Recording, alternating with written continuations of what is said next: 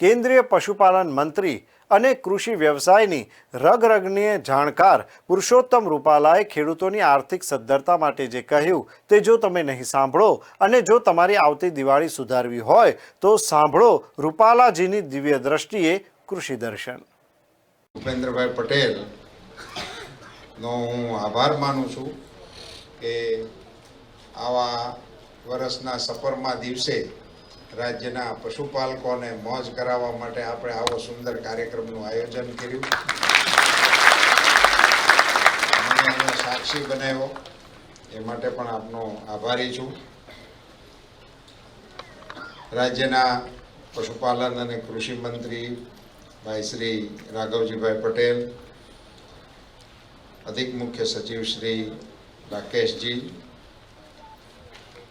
શ્રી શ્રીમાન કેલાવાલાજી, બેન ફાલ્ગુનીબેન,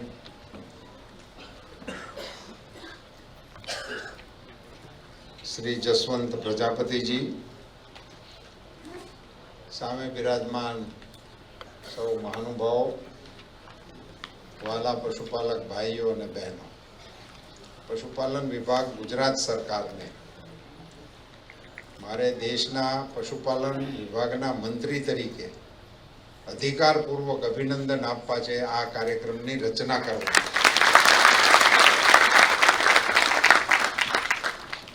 તમે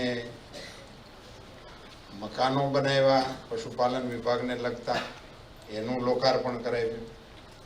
તમે મોબાઈલ વેટરનરી યુનિટ ભારત સરકારે જે સમગ્ર દેશમાં યોજના ચલાવી છે એની મારે અહીંયા પત્રકાર મિત્રો છે એટલે રાજ્યની સરકારને એમના મુખ્યમંત્રી શ્રી મોવડી સરકારના અહીંયા ઉપસ્થિત છે એટલે એમને અભિનંદન આપવા છે કે ભારત સરકારે શરૂ કર્યું એની પહેલા ગુજરાત સરકારે આ યોજના શરૂ કરી.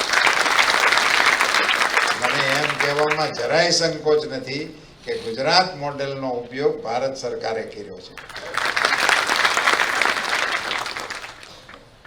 પશુપાલન ક્ષેત્રમાં આ મોબાઈલ વેટરનરી યુનિટ એ આપણી રાજ્ય સરકારે પહેલ કરેલી કેટલીક પહેલો પૈકીની અગત્યની પહેલ તરીકે એ પશુપાલન ક્ષેત્રમાં રાજ્યની આગેવાનીમાં થયેલી છે. એટલે ગુજરાત સરકારને એના માટે પણ મારે અભિનંદન આપવાના છે. સાથે સાથે તમે આજે જુદા જુદા વિભાગોમાં ઘણા બધા લોકોને રોજગારી આપવા માટેનું ઉમદા કાર્ય પણ આ કાર્યક્રમની હારે જોયું. જેમાં પશુપાલન વિભાગમાં આમાં ડૉક્ટરો, પ્રોફેસરો, ટેકનિશિયનો, આ બધી જુદી જુદી યોજનાઓ નીચે એટલે મને તો રોજગાર મેળા જેવું લઈ નરેન્દ્રભાઈ મોદી સાહેબ રોજગાર મેળા કરીને દેશના યુવાનોને રાજ્યની અને રાષ્ટ્રની સરકારોમાં જોડાવા માટેનું એક મોટું અભિયાન ચલાવી રહ્યા છે. એના તો કાર્યક્રમો હું અહીં ગુજરાતમાં 10 કાર્યક્રમમાં હું હાજર રહ્યો છું. તે એ કાર્યક્રમો સિવાય પણ આ કાર્યક્રમ એ કાર્યક્રમની સાથે મેચ થાય એવો કાર્યક્રમ છે. એવી રચનાની ગૂંથણી કરવા માટે હું વિભાગના અધિકારીઓને અભિનંદન આપું છું. ધન્યવાદ. પશુપાલન વિભાગના કાર્યક્રમોની 5-10 વર્ષ પહેલાની કોઈ ઝાંખી કરો તો આ પ્રકારના ડાયસવાળા કાર્યક્રમોના ફોટા પશુપાલન વિભાગના આલ્બમમાંથી શોધ્યા પણ નહીં ચડે. એને મહત્વ જ નહોતું.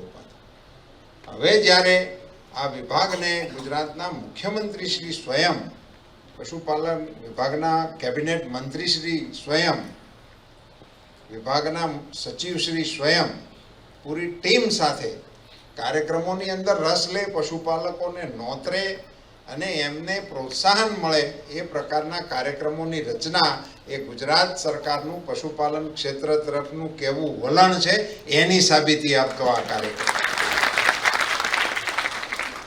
પ્રધાનમંત્રીશ્રીએ વડાપ્રધાન બન્યા પછી નરેન્દ્રભાઈ સાહેબે તો કેટલા બધા કામો કર્યા છે.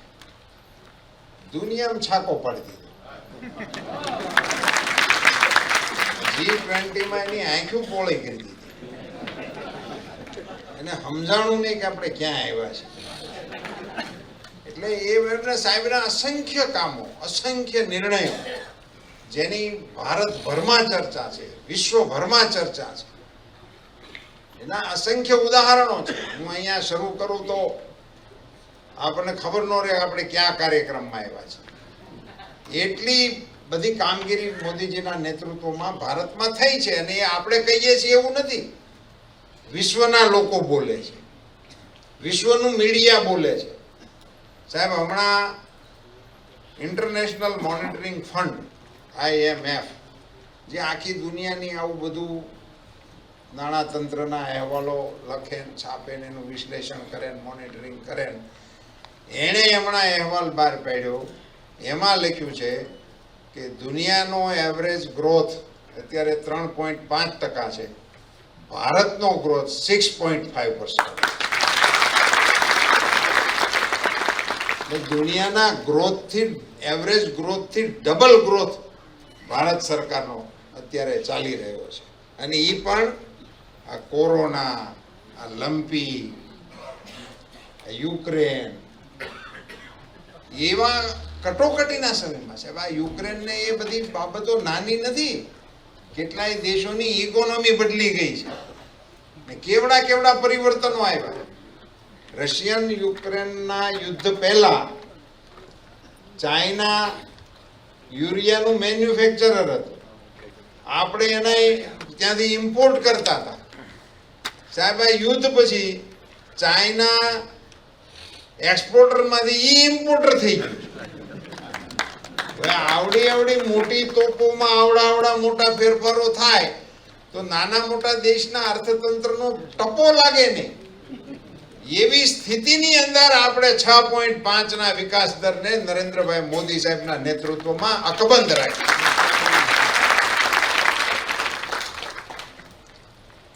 રોડ ફર્સ્ટ ક્લાસ હોય, ટ્રાફિક હોય નહીં અને મર્સિડીઝ જેવી ગાડી હોય અને એમાં આપણે કલાકે 100 ની સ્પીડે જતા હોય તો એમાં કઈ અભિનંદન આપવા જેવું કઈ કારણ ન ગણાય.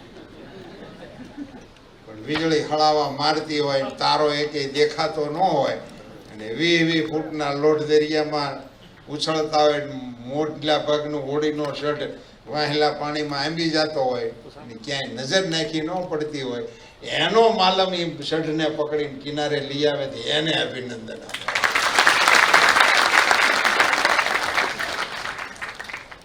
આપણે તો પશુપાલન વિભાગ પૂરતું લિમિટમાં રહેવું છે.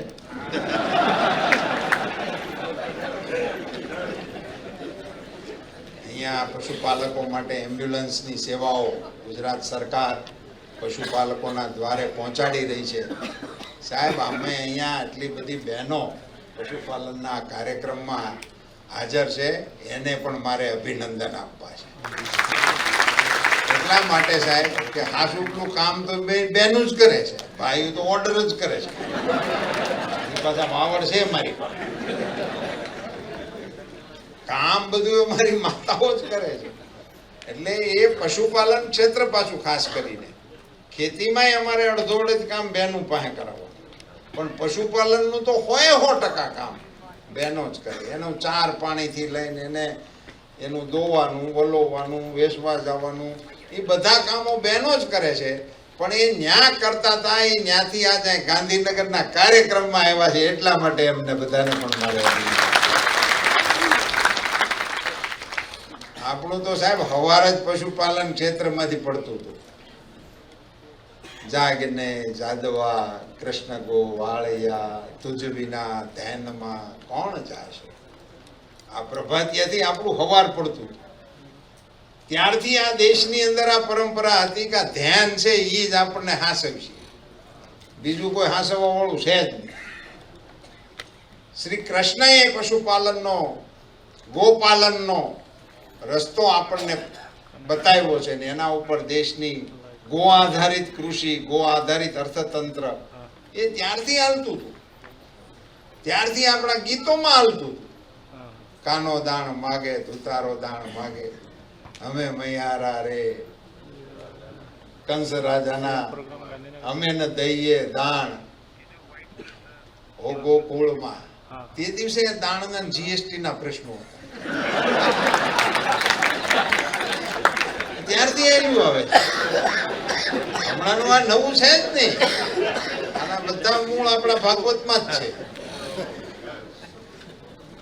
અને ત્યારે કૃષ્ણ ભગવાને એમાં ઘણા બધા નવા નવા રસ્તાઓ ચીંધેલા અને પશુપાલકોની અતિવૃષ્ટિમાં એમણે જે બચાવ કાર્ય કર્યું, ડિઝાસ્ટર મેનેજમેન્ટનું સૌથી મોટું ઉદાહરણ એ ગોવર્ધન પર્વતની રચના. ડિઝાસ્ટર મેનેજમેન્ટનું ઉત્કૃષ્ટ કામ હતું એ વખતે.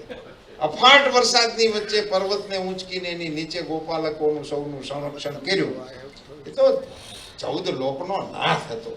એની સંકલ્પના માત્રથી વરસાદ બંધ થઈ જાય, કાંઈ આવું બધું કાઢી કરવી ન પડે, પર્વત એમને ઊભો રહે. એની હાટું તો કઈ બળ કરવાની જરૂર નહોતી, પણ એણે પર્વતને ઊંચક્યો અને ગોવાળિયાઓને અપીલ કરી કે તમે બધાય પણ ટેકો કરો. એટલે ગોવાળિયા બધા લાકડી ટટકારીને ઊભા હતા. એટલે એને બધાને એમ હતું કે આપણે ટેકામાં છીએ, આ ટેકો આપવાનું ખેંચવાનું એ તેજીથી ચાલુ.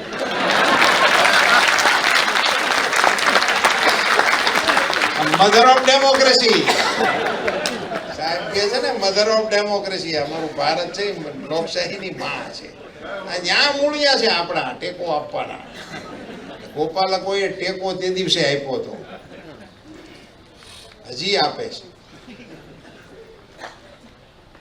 આપણે ત્યાં આપણા સચિવશ્રીએ કહ્યું એમ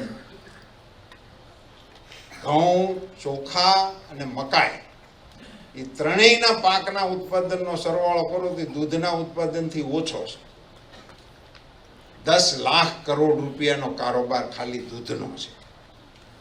એ સિવાયની બાકીની આપણી બધી જણસ, એ સિવાયની બીજી બાકી, એમાં ચામડું એનું કામમાં આવે છે, એના હાડકાઈ કામમાં આવે છે, એનું માંસ પણ કામમાં આવે છે. એનું કોઈ વસ્તુ એવી નથી કે કામમાં ના આવે.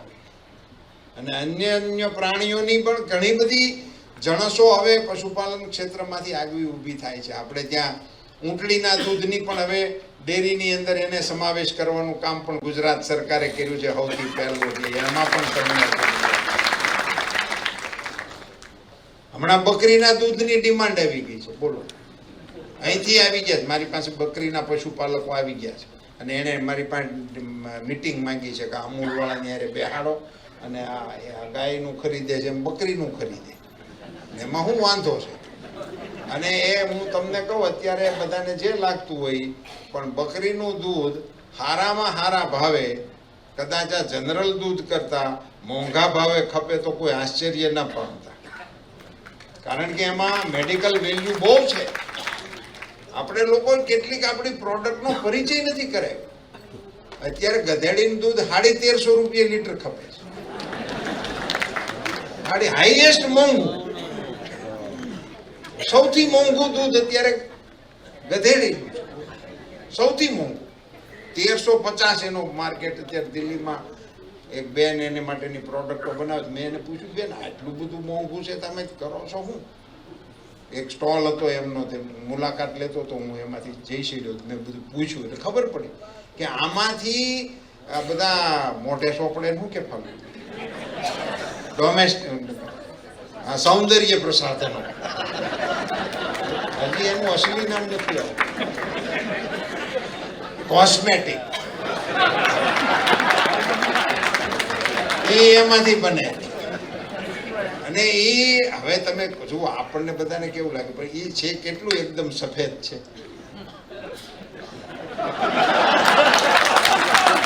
એના દૂધમાં કંઈક તો હોય ને.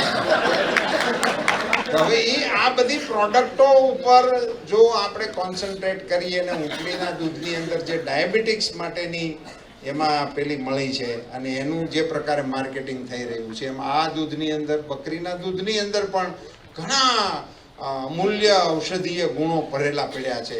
તો એ બધાનું અલગ અલગ રીતે માર્કેટિંગ થાય.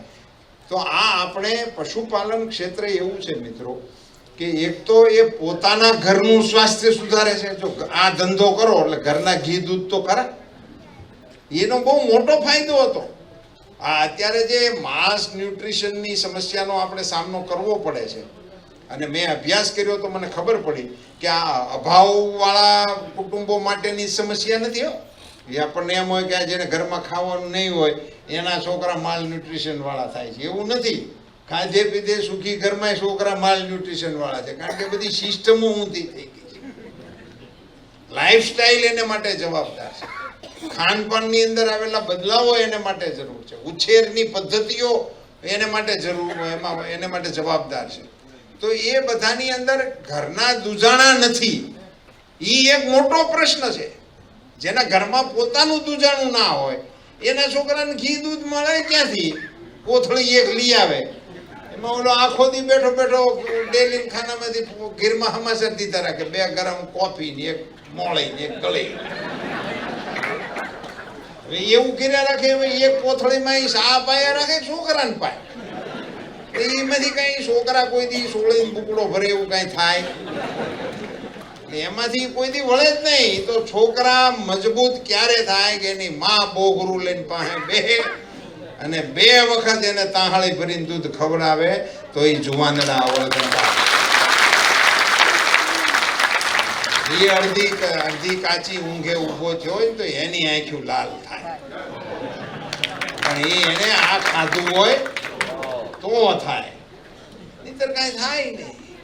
એને માટે આ પશુધનનું હોવું એ અત્યંત આપણા માટે જરૂરી હતું. અને આપણા દેશમાં પશુધન ન હોય ને એને અમે નિર્ધન ગણતા હતા. આ દેશમાં પશુધનની ગણતરી ધનવાન માણસો તરીકે થતી. ગોધન ગજધન વાજીધન સબે રતન ધન ખાન, જબ આવે સંતોષ ધન સબ ધન ધુરી સમાન. ધનની ગણતરીમાં સૌથી પહેલું ગોધન લખ્યું છે. હાથીઓ આપણને એમ લાગે મોંઘા હોય અને કોઈ રાખી ન શકે, કાં રાજાઓ રાખે કાં ગાદીપતિઓ રાખે, બી સિવાય કોઈને ત્યાં હાથી ન હોય, પણ છતાં હાથી છે એ ગોધનથી પછી રાખ્યું છે. ગોધન પછી ગજધન, પછી છે અશ્વધન. આપણે ત્યાં આ પરંપરા હતી. પહેલા નંબર ઉપર ગોધન હતું. વાસુદેવને રાજાનું સ્ટેટસ ગાયોને કારણે હતું. ગાયોને કારણે વસુદેવને ઘેરે 9 લાખ ગાયો, એને કારણે એમને રાજાનું સ્ટેટસ હતું. આ ફરીથી આવવાની સંભાવનાઓ છે. તમને હું અત્યારે કહું છું, અહીંયા રાજ્યના મુખ્યમંત્રીની ઉપસ્થિતિ, જેની પાસે ગાયું છે ને એ ગામનો નહીં રાજ્યનો સુખી માણસ ગણાય છે. એ દિવસો હવે મને બહુ નજીક ભવિષ્યમાં દેખાય છે, કારણ કે હવે દૂધની સાથે ગોબર અને ગૌમૂત્રના ઉપયોગની વ્યવસ્થાઓ પણ ખૂબ આગળ વધી ચૂકી છે. આપણા રાજ્યમાં 2 રૂપિયા કિલો ખરીદવાની શરૂઆત થઈ ગઈ છે. નજીક ભવિષ્યમાં એ 4 રૂપિયા થઈ જવાની સંભાવના છે. એટલે હવે આપણા દૂધ સંઘો છે ને એમની વાર્ષિક સાધારણ સભાઓમાં દૂધની આવકના આંકડાઓની સાથે ગોબર અને ગૌમૂત્રના આંકડાઓ પણ આવશે. અને એ જ્યારે એની અંદર ભળશે ત્યારે આપણી આવકને ખૂબ સારી રીતે પશુપાલકોને પોતાના આવકના સાધન તરીકે એને પાળવાનું મન થશે. 2, પ્રધાનમંત્રી શ્રી નરેન્દ્રભાઈ મોદી સાહેબે વડાપ્રધાન બન્યા પછી ઘણા મહત્વના જે નિર્ણયો કર્યા, એમાંનો એક મહત્વનો નિર્ણય એ દેશના પશુપાલન ક્ષેત્રને સ્વતંત્ર મંત્રાલય આપવાનો નિર્ણય. અમે તો એગ્રીકલ્ચરનો ભાગ હતા.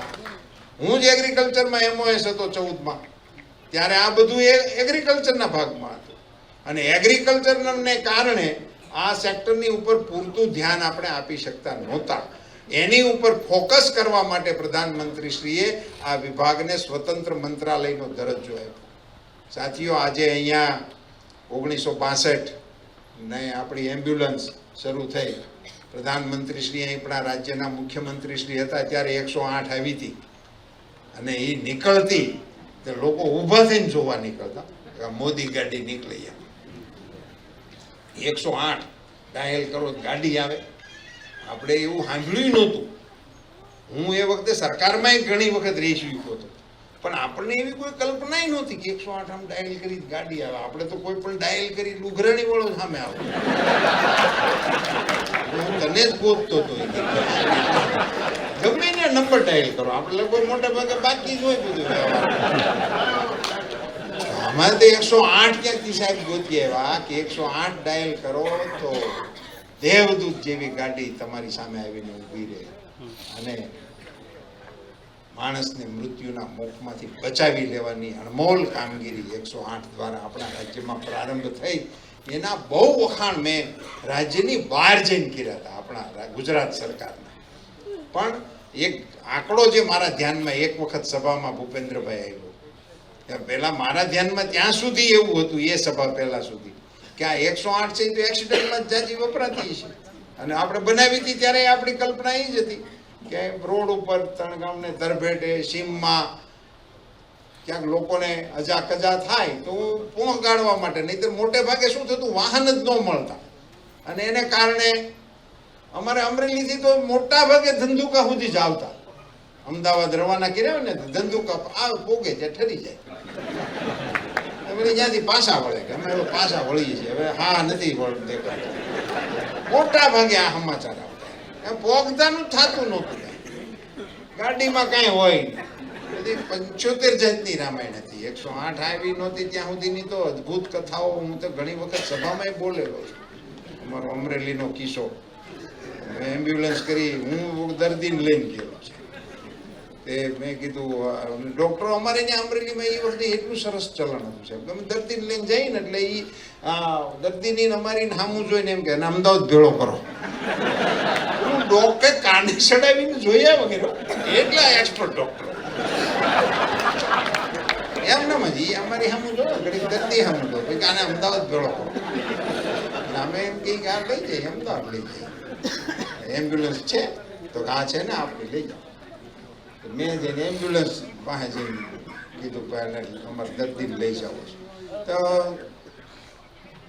એ ડ્રાઈવર હતો ને તે હું માર્કેટિંગ યાર્ડમાંથી છે ડ્રાઈવર લઈએ. મેં કીધું માંડવીનીથી હારવી એક જણને પોગાડવો પડે એમ છે, તું અહીંયા હાલે તેનો મેટ્રાડોરમાંથી ઉતારીને લઈએ. ડ્રાઈવર ઓલો હોય છે સરકારી, આપણો નહીં આવ્યો હોય, એને લઈ રહ્યો, એને સેલ માર્યો તો મને કહે સાહેબ ડીઝલ નહીં છે. ડ્રાઈવર ડીઝલ એ બધું ગોઠવીને દર્દીને મેં ગોઠવ્યો, એનું બધું ફર્નિચર ગોઠવું, બાટલાના તેને એવું, અને ઉપડ્યા. હવે મારીથી કહેવાય ગયું ડ્રાઈવરને, મેં કીધું થોડું હોંપ રાખજે, દર્દી સિરિયસ છે, તો પહોંચી જાય તો આપણો ભાવ એટલો કંઈક એને ફાયદો થાય એમ. મેં કીધું જરાક ઝડપથી આગજે. ને વળી એના ઘરવાળાએ આગ્રહ કર્યો તો હું મારી પાસે બેસી ગયો. તો એ આવું બહુ હાલતું એમ. અમે ઉપડ્યા તો અમે લાઠી ટીપે આવીશું અને એક બમ્પ આવ્યો, એમાં ઝટકો ખાધો મોટો, આમ માંડ અમે બધા ઓલાને પકડી રાખ્યો દર્દીને. પણ ગાડી ડહકા ખાતી ઊભી રહી ગઈ. 7-8-10 મિનિટ વહી ગઈ ને મેં કીધું ગાડી કેમ હાલતી? હું આયલી ખડકી ખોલીને બારો નીકળ્યો. ડ્રાઈવર રોડ તે કાંઠે ખાંભો ઉસકાવતો, માઇલસ્ટોને વળ ખાતો હતો. ના મેં કીધું આ ડ્રાઈવર આને લઈને જવાનો અમદાવાદ, તું આ ખાંભે હું વળ ખાતો? તો કે સાહેબ આપણી ગાડીમાં જેક નથી, તમે ખાંભો ઉસકાવો તો આપણું વ્હીલ છે એ આગળ વ્હીલ, વ્હીલ આગળ વ્યા જાય, ખાંભા વાંહરી જાય, એ દર્દી બસે, આપણે ધંધુકા ન પહોંચ્યા છે. મૂળ આપણી 108 સાહેબે એક્સટેન્ડ કરી, માણસો માટે તો હતી, પશુપાલકો માટે પણ હોવું જોઈએ. એ એમના અંદર પડેલી સંવેદના રાષ્ટ્રના વડા તરીકે પણ અકબંધ હતી, એટલે આ દેશના પશુઓને અને પશુપાલકોને આ 108 જેવી આ 1962 ભૂપેન્દ્રભાઈ અમે આ યોજના નવી લોન્ચ કરી. અને મારે કોઈ રાજ્યમાં જવાનું થયું હતું તો રાજ્યમાં તો મને ત્યાંના મંત્રી શ્રી પશુપાલન એમણે કહ્યું કે લ્યો તમે તો આ અમને એમ્બ્યુલન્સ આપીને નીકળી જાઓ, પછી અમારે હકાડવાની નહીં, આમાં ડૉક્ટર જોઈ, આમાં ડીઝલ જોઈ, આમાં દવા જોઈ, એટલે અમારે તો સવારેથી ચક્કર શરૂ થાય રાજ્યની સરકારને. તમે તો પૈસા આપીને છૂટી ગયા, ગાડી આપી. મેં મોદી સાહેબને આ વિષયની વાત કરી, સાહેબ રાજ્યમાંથી આવો સૂર એક આવે છે. મોદી સાહેબે વિના વિલંબે ડ્રાઈવર, ડૉક્ટર, પેરાવેટરી સ્ટાફ અને ડીઝલ એ હંધાઈમાં 60% ભારત સરકાર આપશે. એને કારણે આજે આખા દેશની અંદર આ બહુ સારી રીતે બધા રાજ્યો અને બધી રાજ્યની સરકારો આ એમ્બ્યુલન્સને વસાવે છે, ચલાવે છે અને સારી રીતે એનું ચાલે છે. આનો મોટો ફાયદો મૂળ વાત જે હું કરતો હતો કે આપણી 108માંથી સાહેબ આ એક્સિડન્ટને બદલે એક મંચ ઉપરથી એવું કહેવાયું કે આના સૌથી વધુ કોલ સગર્ભા માતાઓના આવે છે હોસ્પિટલે લઈ જવા માટે 108 ને સૌથી વધુ કોલ એના આવે છે અને સૌથી વધુ એનો ઉપયોગ આજે આપણી સગર્ભા માતાઓને પ્રસૂતિ માટે હોસ્પિટલે લઈ જવામાં એનો સૌથી વધારે ઉપયોગ થાય છે. એને તો આંકડા આપ્યા હતા સાહેબ કે એમાં વચ્ચે રસ્તામાં કેટલાય બાળકોના જન્મ સ્થળ 108 એ તો જે છે છાપવામાં આ બધી વિગતો રેકોર્ડ ઉપર છે સાહેબ. અને એનો ખૂબ મોટો બેનિફિટ અમારી ગરીબ માતાઓને જેને કોઈ વાહનની સુવિધા નહોતી ને એને કારણે દેશી ઊંટ વૈદાઓ પાસે પ્રસૂતિઓ કરાવવી પડતી હતી એ માતાઓ અત્યારે ઇન્સ્ટિટ્યુશનલ ડિલિવરી કરાવવાના કામમાં સફળ થઈ રહી. આવો જ ફાયદો સાહેબ આપણી આ મોબાઈલ વેટરનરી યુનિટનો પશુપાલકોને થવાનો છે. આપણે અહીંયા કહેવાયું કે એને આર્ટિફિશિયલ ઇન્સેમિનેશન કરાવીએ છીએ આપણે કૃત્રિમ ગર્ભાધાન કરાવવાનું ખૂબ મોટા પાયે આપણા રાજ્યમાં બહુ સારી રીતે આપણો વિભાગ એ ચલાવે છે. પણ એ કૃત્રિમ જે આપણે ગર્ભાધાન કરાવવાની પદ્ધતિ છે તો એમાં પશુને ત્યાં લઈને જવું પડે. હવે એ તો પશુપાલકો બધા જાણે છે જેને આની ખબર છે કે આ બધું ટાઈમ સાથે સંકળાયેલું હોય. પશુ ગાય કે ભેંસ હિટમાં હોય એ દરમિયાન જો એને ઇન્સેમિનેશન કરી દેવામાં આવે તો સફળ થાય.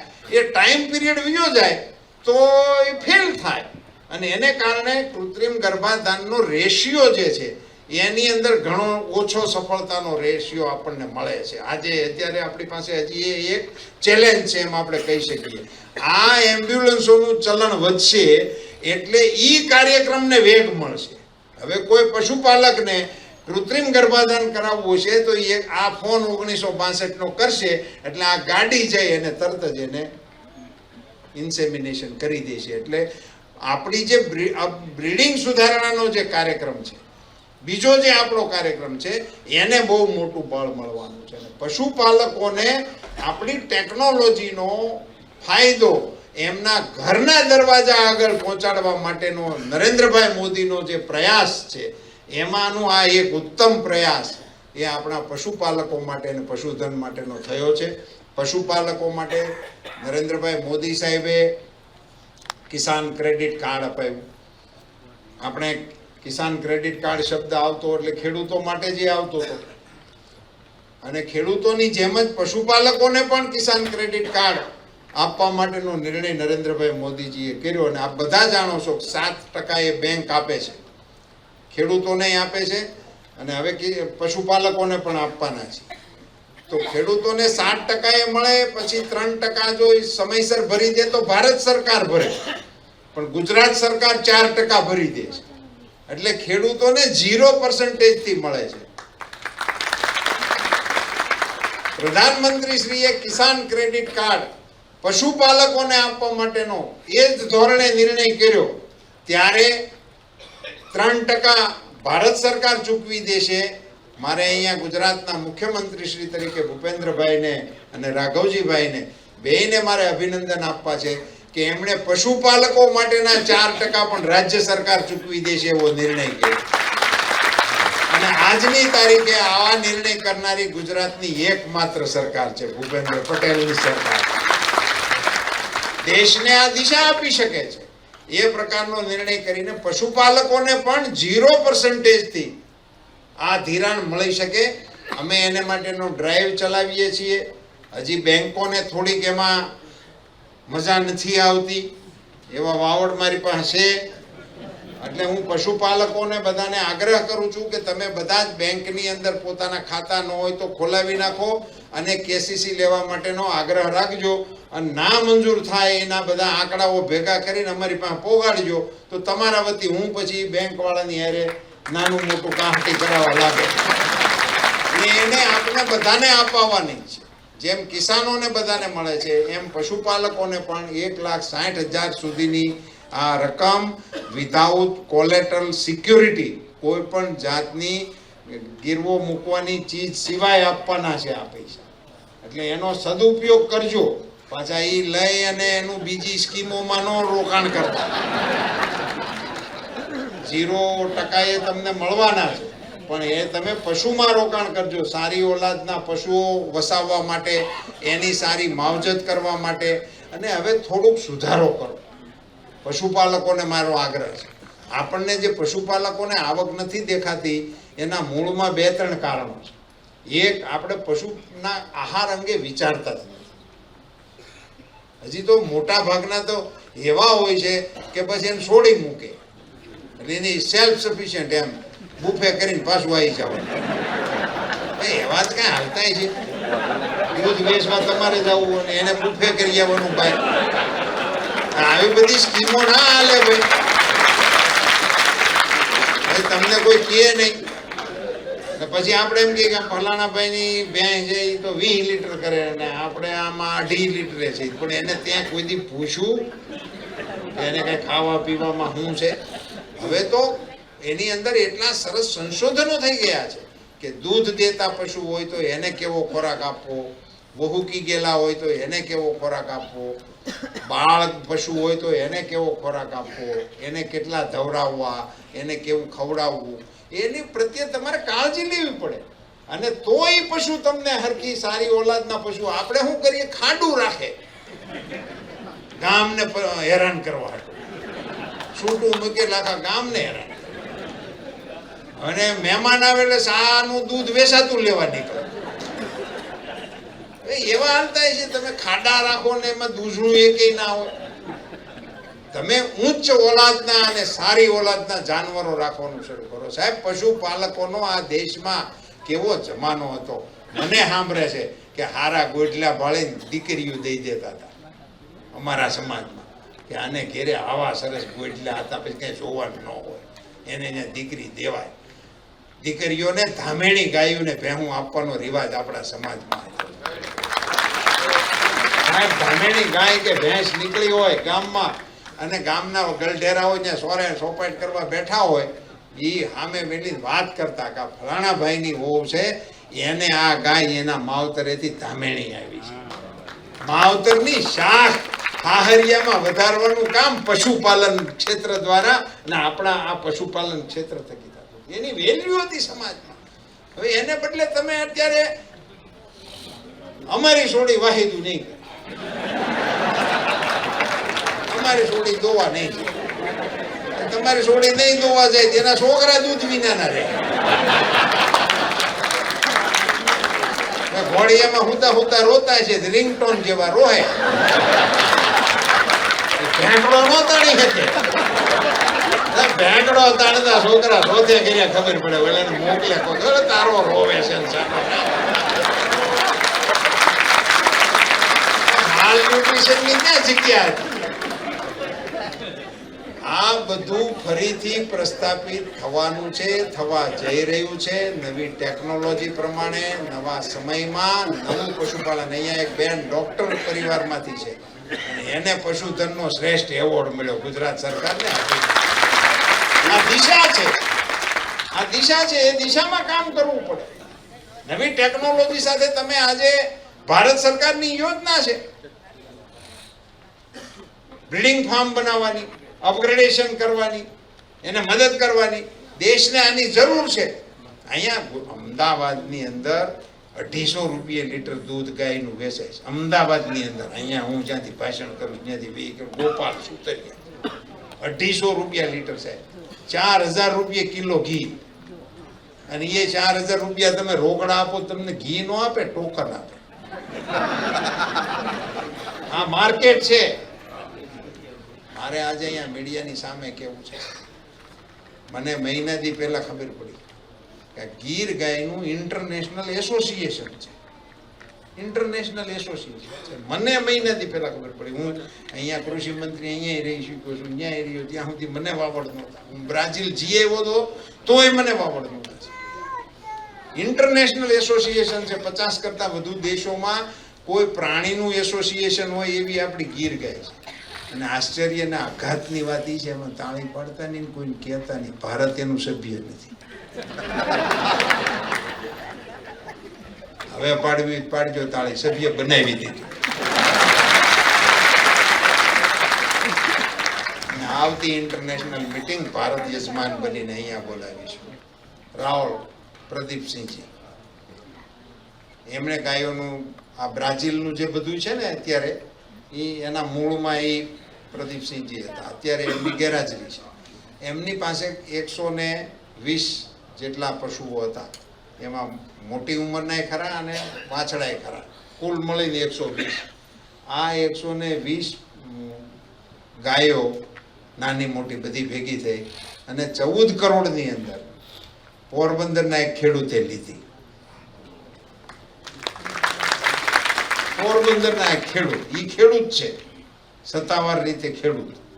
એટલે હવે આ ગાય અને ગાય સાથેનો વ્યવસાય એ સાદી સીધી વાત કરવાનું નથી, ખૂબ આગળ લઈ જઈ શકે એ પ્રકારના મુકામે ગયો છે. અહીંયા આપણું ગોંડલની પાસે પીપરિયા, ઓલો રમેશ ક્યાં ગામનો, પીપળિયા, રૂપારેલિયા, ગોંડલની બાજુમાં છે. ગોંડલથી 7-8 કિલોમીટર જ છે. એ સાહેબ ત્યાં સહકુટુંબ મજૂરી કરવા માટે આવે. મજૂરી કરવા માટે ગામમાં ઘર નથી, સીમમાં ખેતર નથી, પોતાના પરિવાર સાથે મજૂરી કરવા એ ગામમાં એ માણસ ગયો. કોકે એને આ ગીર ગાયના રવાડે ચડાવ્યો.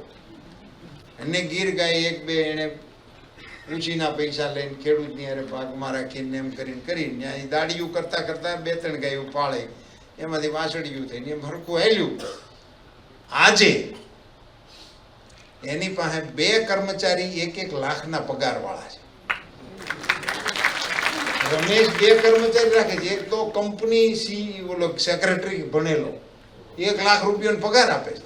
રમેશને અંગ્રેજીમાં સહી કરતા જ ત્યાં અમેરિકા જ નકરી વાત કર્યા રાખે છે. અને આખા દેશમાંથી, દુનિયાના દેશોમાંથી લોકો એની ગૌશાળામાં જોવા અને રોકાવા માટે આવે છે અને એનો દર કલાકે ડોલરના ભાવે એની પાસેથી પૈસા વસૂલ કરે છે. દાડિયું કરતો માણસ સીએ ને દાડીએ રાખે છે. આ ગાયની કેપેસિટી છે અને એમાં આ સરકારની પોલિસીઓ છે અને મોદીજીના આશીર્વાદ છે. એવા સમયે આ પશુપાલક મિત્રો અહીંયા આવ્યા છે. એમને બધાને ધનતેરસની સાથે દિવાળીની, નવા વર્ષની શુભકામનાઓ પાઠવું છું. અને વૈજ્ઞાનિક પદ્ધતિથી પશુપાલન કરીને તમે તમારા કુટુંબને તો મજબૂત કરો જ, રાજ્યને પણ મજબૂત કરો.